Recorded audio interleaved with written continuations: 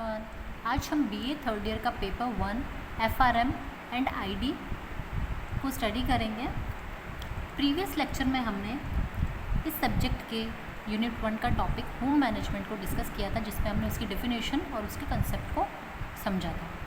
आज हम home management के कंपोनेंट्स, उसके ऑब्जेक्टिव्स या क्या ऑब्जेक्टिव्स को डिस्कस करेंगे और साथ ही उसकी इम्पोर्टेंस के बारे में भी बात करेंगे कि क्यों इम्पॉर्टेंट है होम मैनेजमेंट हमारे लिए। ठीक है, तो देखिए पहला हम डिस्कस करते हैं components of home management. Components of home management अर्थात गृह प्रबंध के घटक।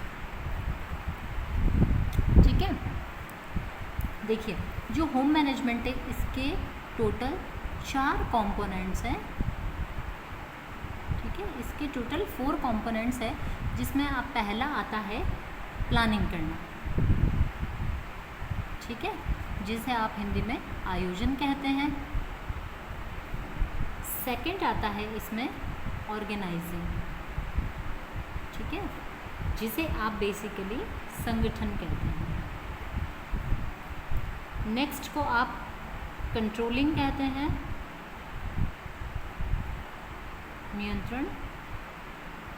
और इसका 4th कंपोनेंट होता है इवैल्यूएशन।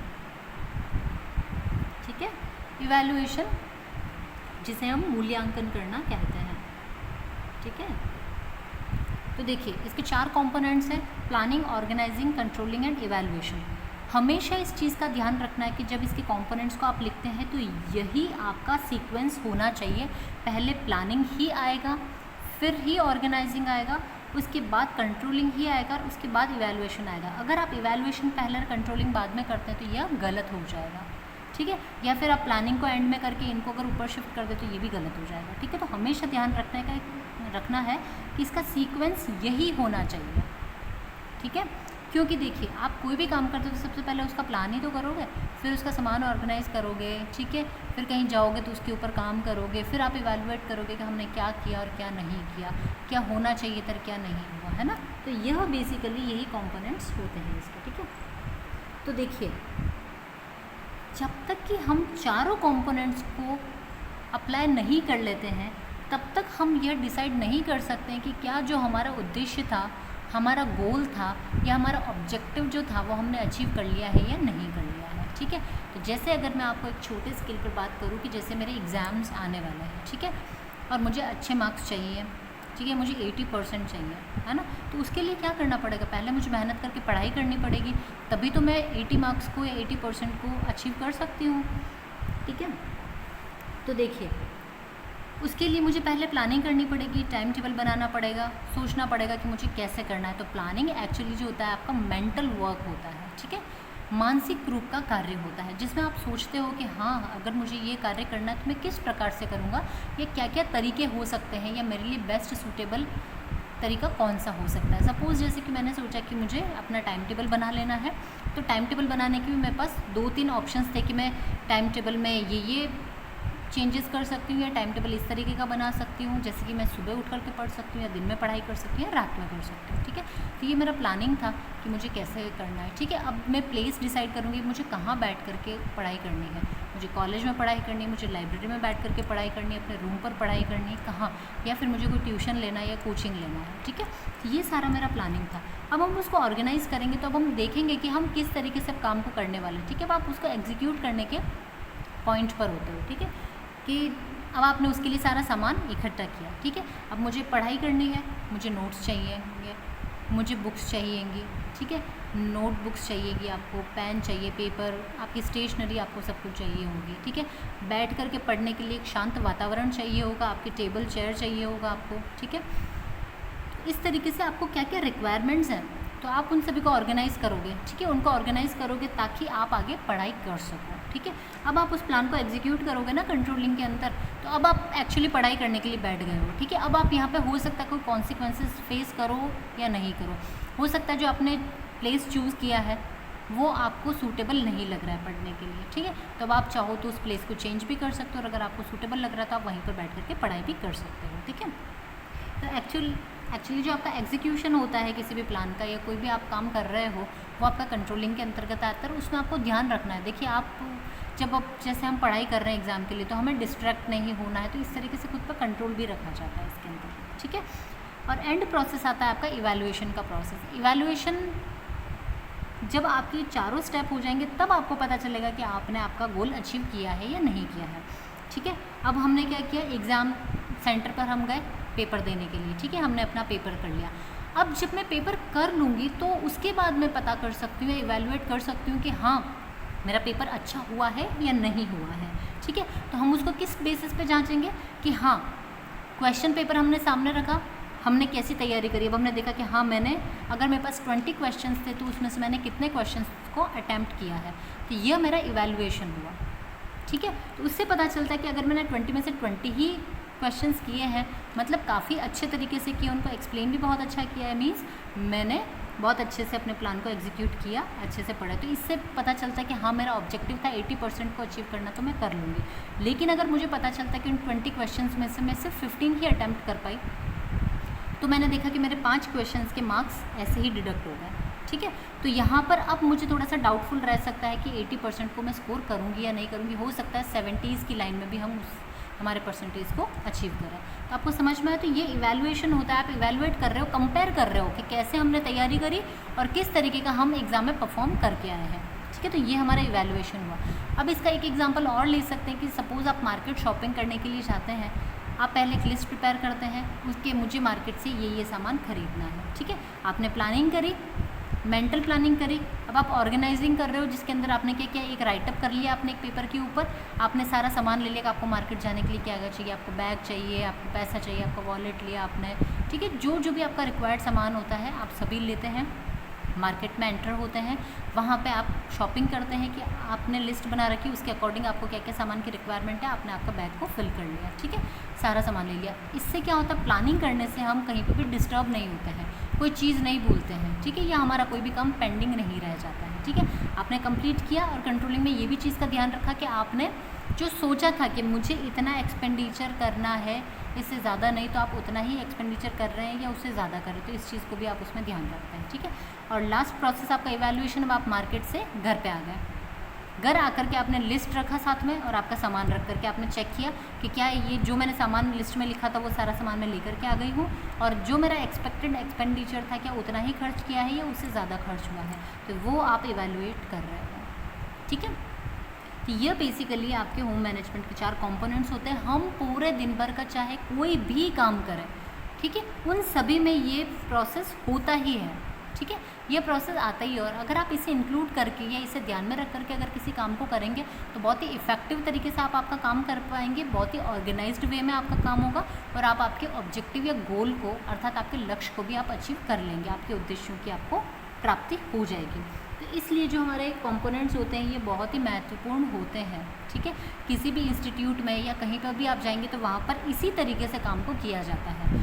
यही हमारे जो मैनेजमेंट के कंपोनेंट्स होते हैं ना, इन्हीं को फॉलो किया जाता है, ठीक है। और हमेशा ध्यान रखना है कि इनका सीक्वेंस यही होना चाहिए, पहले planning, organising, controlling and evaluation, ठीक है। अब हम नेक्स्ट बात करेंगे ऑब्जेक्टिव्स के बारे में, ठीक है।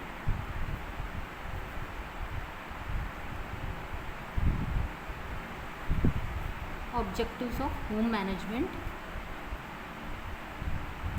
गृह प्रबंध के उद्देश्य, ठीक है। अर्थात गृह प्रबंध क्यों किया जाता है, ठीक है, किन चीज़ों को अचीव करने के लिए, किन ऑब्जेक्टिव्स को फुलफिल करने के लिए हम होम मैनेजमेंट करते हैं, इसके उद्देश्य क्या है, ठीक है। तो देखिए, हर फैमिली जो होती है, सभी फैमिली के अपने अपने गोल्स होते हैं, अपने ऑब्जेक्टिव्स होते हैं, ठीक है। जैसे कि एक फैमिली है, मदर फादर और बच्चे रह रहे हैं, तो पेरेंट्स का हमेशा एक गोल रहता है कि बच्चों को अच्छे पढ़ लिख जाएं ताकि वो एक अच्छी नौकरी करें, एक अच्छा जीवन यापन करें, ठीक है। छोटे बच्चे जो होते हैं, इनका गोल्स क्या होते हैं, हमें स्कूल जाना है, अच्छी पढ़ाई करके अच्छे मार्क्स अचीव करने हैं, हमें सारी चीज़ें अवेलेबल हो जाए, हम अच्छे से घूम फिर लें, हम अच्छे से खेल लें, तो इनकी बॉडी का डेवलपमेंट सब कुछ हो जाती है। ये बच्चों के गोल्स होते हैं, ठीक है। इस तरीके से जो मदर होती है उसका एक या मेरी फैमिली है उनका स्वास्थ्य हमेशा अच्छा रहे, सभी हेल्दी रहे, कोई बीमार ना पड़े, फैमिली में कोई प्रॉब्लम नहीं आए। तो इस तरीके से हर व्यक्ति के सभी के अपने अपने जो ऑब्जेक्टिव्स होते हैं वो अलग अलग होते हैं। साथ ही हर फैमिली के हो सकता है किसी के ऑब्जेक्टिव सेम भी हो, लेकिन अगर एक फैमिली से दूसरी फैमिली में डिफ़र करता है कि एक फैमिली के ऑब्जेक्टिव्स या गोल्स अलग होंगे और दूसरी फैमिली के गोल्स और ऑब्जेक्टिव्स अलग होंगे, ठीक है। तो देखिए, जब किसी फैमिली को इन गोल्स को या ऑब्जेक्टिव्स को अचीव करना है तो उसके लिए ये कुछ इम्पॉर्टेंट होते हैं कि उन्हें इन उद्देश्यों को ध्यान में रखना होता है, ठीक है। तो देखिए, जो इसमें हमारा पहला ऑब्जेक्टिव है वह है कि परिवार के सभी सदस्यों या मेंबर्स की आवश्यकता की पूर्ति होनी चाहिए, ठीक है। तो पहला ऑब्जेक्टिव ये होता है कि परिवार के जितने लोग हैं, जितने मेंबर उसमें रह रहे हैं, उन सभी की आवश्यकताओं की पूर्ति हो जाए, सभी की अपनी अपनी नीड्स फुलफ़िल हो जाए। जैसे कि एक मेंबर है, एक फैमिली है 4 लोगों की या 5 लोगों की, ठीक है। तो उसमें जो अर्निंग मेंबर होगा या फादर जो होंगे, सपोज अर्निंग करते हैं वही, ठीक है। तो वो जो पैसा अर्न करके लेकर के आएंगे तो वो सभी की नीड्स को फुलफ़िल करने की कोशिश करेंगे, ठीक है। जैसे कि बच्चों की एजुकेशन की नीड है उसे फुलफ़िल करेंगे, घर में ग्रॉसरीज़ की नीड है उसे फुलफ़िल करेंगे, अगर आपको कहीं घूमने जाना है, आप वो पिकनिक प्लान करना चाहते हो तो उसको भी फुलफ़िल करेंगे, ठीक है। आपके घर के अंदर आपको जो जो भी एसेंशियल्स लगते हैं, जो जो भी ज़रूरी आइटम्स होते हैं, ठीक है, ये आपकी लग्जरी के लिए हो सकते हैं, आपके लेबर को कम करने के लिए, कामकाज को थोड़ा सा कम करने के लिए हो सकते हैं, ठीक है। तो ऐसे इन सभी उद्देश्यों की पूर्ति ये सभी जो नीड्स होती है ये फुलफ़िल करते हैं। जैसे कि घर के अंदर फर्नीचर की रिक्वायरमेंट होती है, इलेक्ट्रिकल इक्विपमेंट्स की रिक्वायरमेंट होती है ना। कपड़े धोने के लिए आपको वॉशिंग मशीन चाहिए, आपको सामान के लिए या सामान रखने के लिए, ठंडा करने के लिए फ्रिज की ज़रूरत होती है, मिक्सी की ज़रूरत होती है, गैस की ज़रूरत होती है।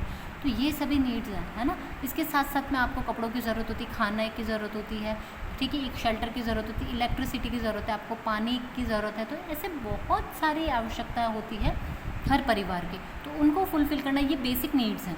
बेसिक के बाद में कुछ ऐसी नीड्स भी होती है जो इम्पॉर्टेंट होती है कुछ लोगों के लिए, कुछ के लिए नहीं इम्पॉर्टेंट होती है। तो वो भी व्यक्ति अपनी पॉकेट के अकॉर्डिंग डिसाइड करता है कि वो उसको कैसे फुलफ़िल करना है, ठीक है। तो जो होम मैनेजमेंट है इसका ऑब्जेक्टिव ये होता है कि सबसे पहले तो घर के जितने भी लोग हैं उनकी आवश्यकताओं की पूर्ति करना। इसलिए हमेशा एक चीज़ का ध्यान रखना चाहिए, जब भी आप नीड्स को फुलफ़िल करते हैं तो हमेशा ध्यान रखें कि सबसे पहले जो सबसे इम्पॉर्टेंट है, सबसे नेसेसरी है या बेसिक नीड्स होती है, सबसे पहले उनको फुलफ़िल किया जाए।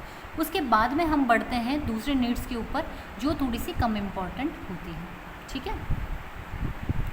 नेक्स्ट इसका ऑब्जेक्टिव होता है जो फैमिली इनकम है, ठीक है, उसे सही ढंग से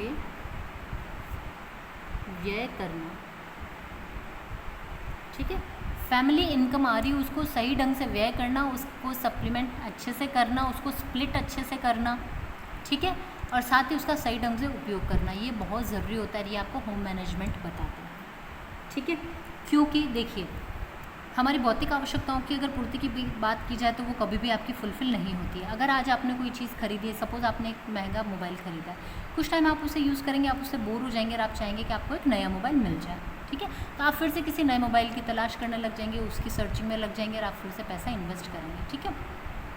तो देखिए, हमेशा हमको इस चीज़ का ध्यान रखना, भौतिक आवश्यकताएं किसी की कभी फुलफ़िल नहीं होती है। तो हमें अपनी जो इनकम आ रही है उसको किस तरीके से उसका एक्सपेंडिचर करना है, कैसे उसको सही तरीके से इन्वेस्ट करना है और कहाँ एक्सपेंडिचर की रिक्वायरमेंट है वहाँ पर हमें उसे खर्च करना है, ठीक है। तो जो होम मैनेजमेंट है ये आपको इसमें हेल्प करता है, ठीक है। क्योंकि देखिए, परिवार की जो आय होती है वह सीमित होती है ना। हर व्यक्ति की जो आय होती है वो सीमित होगी, तो ज़रूरी नहीं कि वो सभी की सभी आवश्यकताओं को एक साथ फुलफ़िल कर पाए, ठीक है। तो हमें हमेशा इस चीज़ का ध्यान रखना है कि जो आपके लिए सबसे इम्पॉर्टेंट है नीड, है ना, उसको आप सबसे पहले फुलफ़िल करें, उसके बाद में आप आगे की चीज़ों के ऊपर बढ़ें। जैसे कि एक घर के लिए बहुत ज़रूरी होता है कि देखिए, सबसे पहले जैसे कि आपके घर में इनकम आती है तो उसको फूड के ऊपर एक्सपेंडिचर करना बहुत ज़रूरी होता है कि आपको फूड ख़रीदना बहुत ज़रूरी है, गैस सिलेंडर बहुत ज़रूरी है, ठीक है। उसके अलावा आपका इलेक्ट्रिसिटी को पेमेंट करना बहुत ज़रूरी है, पानी के लिए पेमेंट करना आपको बहुत ज़रूरी है ना। तो ये सबसे ज़रूरी चीज़ें होगी। बच्चों की एजुकेशनल फ़ीस देना, ये सबसे इम्पॉर्टेंट है ना। उसके अलावा अगर आपको घर का रेंट प्रोवाइड करना पड़ रहा है या रेंटल बेसिस पे अगर आप रहते हैं तो आपको रेंट प्रोवाइड करना भी बहुत ज़रूरी है। तो ये भी आपका एक एक्सपेंडिचर है। साथ ही अगर आप कोई कन्वेंस फॉलो करते हैं कि जैसे आप बस से आना जाना आपका होता है, ऑटो का होता है, तो आपको वो देना पड़ेगा, यूनिफॉर्म्स का आपको पैसा देना पड़ेगा, प्रेस के लिए आपको पैसा देना पड़ेगा। तो हर चीज़ का डिवाइड करना पड़ता है आपको, ठीक है, फैमिली इनकम में से।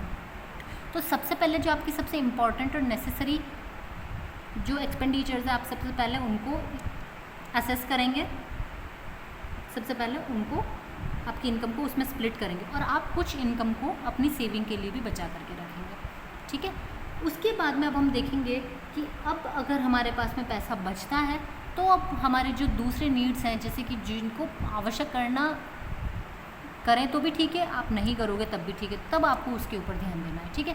जैसे कि सपोज़ आपको कपड़े खरीदने हैं, ठीक है, आप हर बार खरीद रहे हो, इस बार आपको ऐसा कोई नीड नहीं है, कोई फंक्शन नहीं, कुछ भी नहीं है ना। लेकिन फिर भी अगर आप कहो कि नहीं मुझे ड्रेस खरीदना ही है, आप कपड़ों पे इन्वेस्ट करना चाहते हो, तो अगर आपके पास में पैसा बचता है और आपको रिक्वायरमेंट है तो आप कपड़े खरीदिए। अदरवाइज़ अगर आप उसके ऊपर इन्वेस्ट नहीं करके उस पैसे को सेव कर देंगे तो आपके आने वाले टाइम में वो आपको काम आ जाएगा, ठीक है। तो इस तरीके से जो आपकी फैमिली इनकम होती है उसको आप सही तरीके से स्प्लिट करके और उसका यूज़ कर सकते हैं और साथ ही सेविंग भी कर सकते हैं। तो होम मैनेजमेंट हमें मदद करता है इसके लिए, ठीक है। अगला होम मैनेजमेंट का उद्देश्य होता है जो हमारा फैमिली है उसका एक हेल्दी एनवायरनमेंट उसमें बनाए रखना, ठीक है। एक स्वस्थ पारिवारिक वातावरण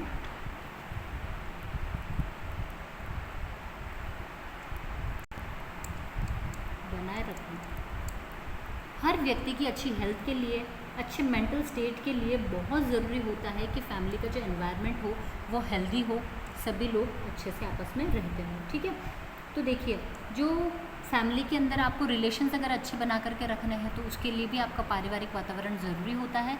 घर के अंदर कुछ अनुशासन होना चाहिए। जब आपके घर के अंदर कोई भी अनुशासन होगा, डिसिप्लिन होगा, तभी परिवार का वातावरण अच्छा रह पाएगा। अदरवाइज़ वहाँ के लोग आपस में एक दूसरे का रिस्पेक्ट नहीं करेंगे, सम्मान नहीं करेंगे, तो आपके घर का वातावरण ऑटोमेटिकली ख़राब हो जाएगा, ठीक है। हमारे फैमिली की हमें फैमिली वैल्यूज़ बनाने के लिए भी एक स्वस्थ पारिवारिक वातावरण रखना बहुत ज़रूरी होता है, ठीक है। तो तभी आपकी फैमिली वैल्यूज़ भी डेवलप हो पाएगी, बच्चों को अच्छे संस्कार मिल पाएंगे। तो इसमें भी होम मैनेजमेंट हमें मदद करता है, ठीक है। जब घर का वातावरण अच्छा होगा तो सभी का मेंटल स्टेट अच्छा होगा। देखिए मेंटल स्टेट जब अच्छा होता है तो व्यक्ति स्ट्रेस से फ्री रहता है ना। स्ट्रेस से फ्री रहेगा तो वो अच्छे से इनकम कर पाएगा, अपने साथ वालों के साथ सभी से अच्छे से बात करेगा, अपने रिलेशंस को अच्छे से मेंटेन करेगा, बच्चे घर में अच्छे से पढ़ाई कर पाएंगे, ठीक है। आप कभी भी कोई अच्छी चीज़ों की प्लानिंग कर सकते हो, जैसे कि कहीं घूमने जाने की प्लानिंग कर सकते हो, ठीक है। तो ये चीज़ें तभी होती है जब आप मेंटली फ्री रहते हैं, मेंटली प्रेशराइज नहीं रहते हैं तब, ठीक है। अगला इसका ऑब्जेक्टिव है जो फैमिली का स्टेटस है उसको बनाए रखना, ठीक है। पारिवारिक स्तर को बनाए रखना, ठीक है। आपका फैमिली स्टेटस, जो हमारा फैमिली स्टेटस है, ठीक है, इसको हम रहन सहन भी आप कह सकते हो, है ना। हमारा रहन सहन का जो स्तर होता है ना, उसी से हमारा जो स्टेटस होता है ना वो सिंबलाइज होता है, उसी से पता चलता है। आपका अगर रहन सहन अच्छा है ना तो आपका स्टेटस अच्छा होगा। अब लोग सभी कहेंगे हाँ इनका स्टेटस अच्छा है, फैमिली स्टेटस इनका अच्छा है ना। आपका रहन सहन कैसा है, आप कितनी लग्जरी फॉलो करते हो, आपका घर कैसा है, आपके पास 4 व्हीलर है या नहीं है, ये सभी चीज़ें जो होती है, आपके पास एक अच्छा जॉब है, आपके बच्चे अच्छे पढ़ाई कर रहे हैं, तो ये सारी चीज़ें जो होती है आपके स्टेटस को सिम्बलाइज़ करती है, ठीक है। साथ ही साथ में जो आपके परिवार है उसकी रिलेशनशिप भी फैमिली स्टेटस के लिए उतनी ही इम्पॉर्टेंट होती है, क्योंकि देखिए जिस फैमिली में सभी लोग आपस में प्यार से रहते हैं, एक साथ रहते हैं, उनका फैमिली स्टेटस अच्छा कहा जाता है। लेकिन जो लोग अब फैमिली में एक साथ नहीं रहते, लड़ाई झगड़े कलेश रहता है जहाँ पर, वहाँ पर उस फैमिली का स्टेटस अच्छा नहीं कहा जाता है, ठीक है। फैमिली स्टेटस एक और तरीके से सिम्बलाइज भी होता है कि आप कितने स्पिरिचुअल हैं, ठीक है। आप लोगों के साथ कितना अच्छे तरीके से रह रहे हैं, आप सोशली कितना अच्छे तरीके से रह रहे हैं, स्पिरिचुअली कितना अच्छे से रह रहे हैं, ठीक है। इकोनॉमिकली आप कितने स्टेबल हैं। तो यह सभी चीज़ें हमारा जो पारिवारिक स्तर होता है उसको बताती है, ठीक है। तो होम मैनेजमेंट के जो ऑब्जेक्टिव्स होते हैं, ये 4 मेन ऑब्जेक्टिव है कि घर के सभी लोगों की आवश्यकताओं की पूर्ति करना इसका महत्वपूर्ण काम होता है। जो फैमिली इनकम आ रही है उसे सही ढंग से व्यय करना, अच्छे से स्प्लिट करना और सेविंग करना, ये भी इसका उद्देश्य है। परिवार का वातावरण स्वस्थ बना रहे, सभी लोग आपस में अच्छे रहे, रिलेशनशिप्स अच्छी रहे, फैमिली वैल्यूज़ बनी रहे, यह भी इसमें भी होम मैनेजमेंट का यही उद्देश्य होता है। ठीक है। और पारिवारिक स्तर अर्थात आपका जो फैमिली स्टेटस है उसको अच्छा बनाए रखना, तो वो किस किस तरीके से अच्छा बन करके रह सकता है, ये भी इसका होम मैनेजमेंट का उद्देश्य होता है। अब हम बात करेंगे इम्पोर्टेंस की।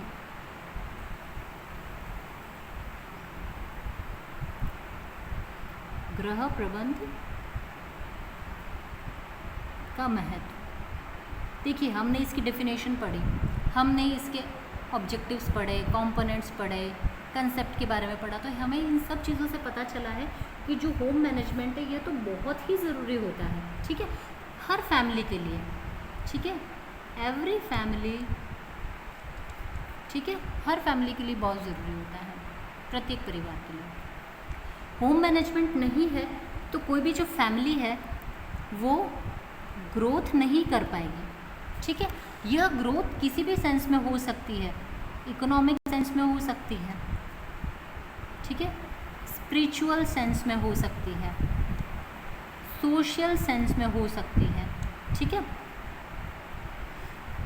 तो इस तरीके से, या आप फैमिली वैल्यूज़ के लिए हो सकता है, स्टेटस के लिए हो सकता है ना, इन सभी चीज़ों के लिए हो सकता है। तो आप कैसे ग्रो कर रहे हैं, है ना। तो जो हर फैमिली होती है उसकी ग्रोथ के लिए इम्पॉर्टेंट होता है। फैमिली की ग्रोथ नहीं होगी, ना इकोनॉमिक होगी, ना स्पिरिचुअल होगी, ना सोशल होगी, रिलेशनशिप किसी भी तरीके से ग्रोथ नहीं होगी। ठीक है, तो हर फैमिली के लिए होम मैनेजमेंट बहुत ज़रूरी होता है। ठीक है, हमें घर को अच्छा चलाने के लिए भी होम मैनेजमेंट बहुत ज़रूरी होता है। घर के जो, देखिए, ये हमने बात पहले भी करी थी कि घर के सिर्फ मेल मेंबर की या फिर जो मुखिया है, ठीक है, घर का, उसकी ही जिम्मेदारी नहीं है गृह प्रबंध करना। घर के प्रत्येक व्यक्ति की जिम्मेदारी होती है गृह प्रबंध को बनाए रखना या गृह प्रबंध में अपनी सहायता प्रदान करना, क्योंकि इससे अगर सभी लोग अपनी रिस्पॉन्सिबिलिटी समझेंगे तो जो घर है वो सुचारू रूप से चल पाएगा। ठीक है, तो घर को सुचारू रूप से चलाने के लिए बहुत ज़रूरी होती है ये सब चीज़ भी। व्यक्ति की आवश्यकताओं की पूर्ति के लिए भी होम मैनेजमेंट बहुत ज़रूरी है ना। तो देखिए, फैमिली ग्रोथ के लिए बहुत ज़रूरी है, परिवार की आवश्यकताओं को पूर्ति करने के लिए होम मैनेजमेंट बहुत ज़रूरी है ना। आपकी नीड्स का फुलफ़िल हो रही है, आपकी नीड्स को फुलफ़िल करने का तरीका क्या है, आपकी जो फैमिली इनकम आ रही है उसको सही तरीके से यूज़ करने का तरीका क्या है, ये सभी चीज़ें हमें होम मैनेजमेंट ही तो बताता है। तो होम मैनेजमेंट तो हमारे लिए बहुत इंपॉर्टेंट है। हमारी फैमिली का एक हेल्थी एनवायरनमेंट बनाने के लिए भी ये ज़रूरी होता है ना। पारिवारिक हमारा जो फैमिली स्टेटस है इसको मेंटेन करने के लिए भी तो हमें होम मैनेजमेंट हेल्प कर रहा है। तो होम मैनेजमेंट हमें सभी तरीके से मदद करता है। ठीक है, तो कुल मिलाकर के अगर हम बात करें तो जो होम मैनेजमेंट होता है, ठीक है, होम मैनेजमेंट यह हमारी लाइफ का बेस है। ठीक है, आपके जीवन का आधार है ना। अगर होम मैनेजमेंट है तो आप अच्छे से जीवन यापन भी कर पाएंगे। क्यों? क्योंकि व्यक्ति कब जीवन यापन अच्छे से कर पाता है, जब परिवार की ग्रोथ अच्छी रहती है, परिवार में सभी शांतिपूर्ण तरीके से रहते हैं, सभी की आवश्यकताएं पूरी हो जाती है, उसकी रिलेशनशिप लोगों से अच्छी होती है, साथ ही एक ही व्यक्ति के ऊपर सारी जिम्मेदारी नहीं पड़ती, सभी लोग अपनी अपनी जिम्मेदारी को समझते हुए काम करते हैं, एक दूसरे को सपोर्ट करते हैं, तभी तो जीवन अच्छा रहेगा, है ना। तो इस अच्छे जीवन को बनाने के लिए हमें होम मैनेजमेंट सबसे ज़्यादा मदद करता है। ठीक है, हमें बहुत सारी टेक्निक्स देता है ना। इसके साथ ही हमें कई सारी चीज़ें भी सिखाता है कि हमें इन सभी काम को किस तरीके से अच्छी करें कि हम एक बेटर क्वालिटी लाइफ को अचीव कर सकें।